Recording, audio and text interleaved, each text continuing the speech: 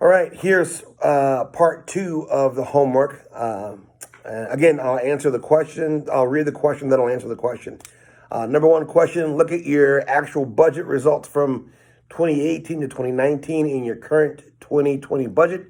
What trends do you see that should inform preparation for 2021 budget? This is a great question and it's very timely.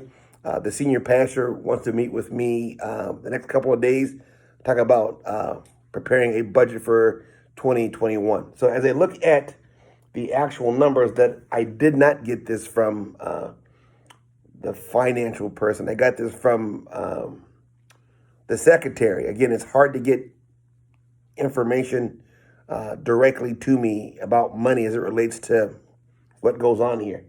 But as I'm looking at the trends here, so we've got four major pots of money that just sit. They sit. There's a special music fund. There's a Wednesday night supper fund. There's a scholarship fund. So I think there's three. So there's three of these funds. No, there's four. Special music, Wednesday night, scholarship, and then also this thing that just reads special. And I don't know what the funds are for, but when you take all of the funds and add them together, it comes up to 2,082,416. And this is money that's just been sitting around for a significant time. And so I don't know how it's being talked about. I've been to one financial meeting, and these pots of money were just kind of glassed over. Just, yep, this money's here, it's sitting there. What's next? And so I think what I'm excited about is that there's opportunities to do new and exciting things as it relates to outreach. But again, there's this trend, and there are certain chunks of money in the budget that just kind of sit. And I think the most significant amount of money that was spent this year was at the beginning of the year before I got here, and that was fixing a hole on the roof. And a great deal of people who are in charge of the finances were like, see, this is the reason why we save our money, because A, when these things happen, we can fix it without having a problem. And I believe that is the case, that there's a heart thing about saving money, which is good. I also think it's very cultural here, being in the heart of Minnesota. So that's also something that plays into this. But I think that we have money that's not tapped in, starting from 2018 to this year. Second question: what new initiatives, programs would you like to see put into place for 2021?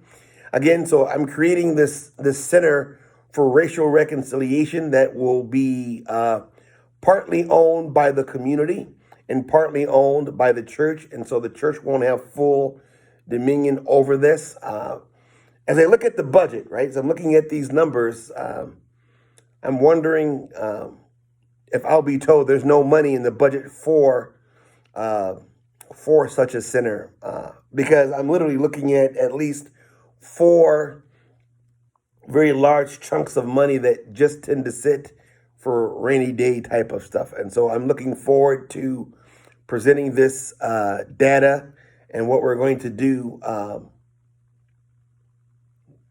What we're going to do. So that's a really good thing. Let's see. Number three, name four or more factors that are important for a good budget. What one thing have you learned from the reading that you'd like to implement immediately? And so I wrote down these four things. Number one, transparency.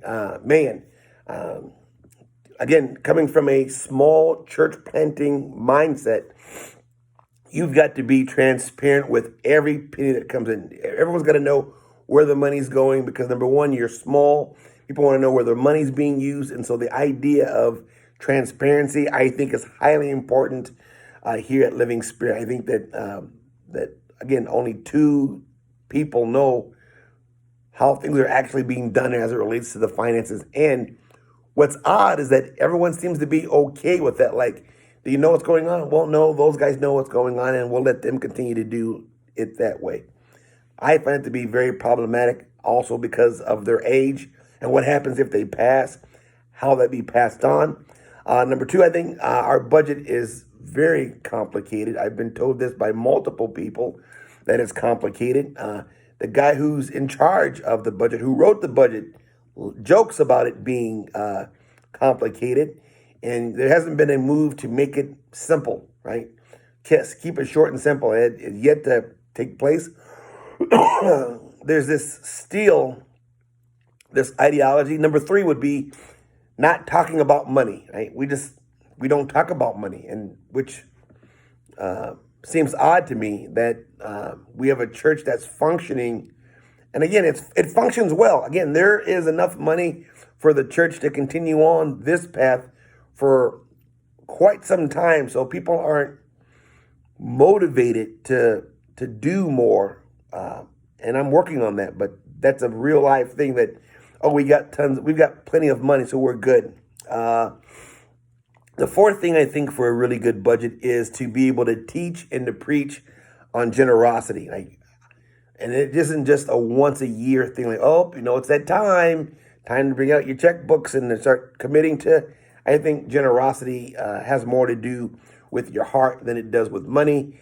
And to be preaching on generosity and teaching on it is highly important. And so I think those are the four things that I think should be done as it relates to four factors. Number one, we should stop not talking about money. We should begin to talk about money. Yes, so start talking about money. We need to start with looking at ways to be transparent and letting more people know exactly how much money we actually have. I think people would be shocked to recognize that there are certain chunks of money that just aren't being touched and aren't being spent because A, the community doesn't know about it, B, church people don't know about it. So I think that's not a very good thing. I think also we need to, again, start preaching and teaching on generosity as a regular phenomena. And that's my assignment. Take care. Peace.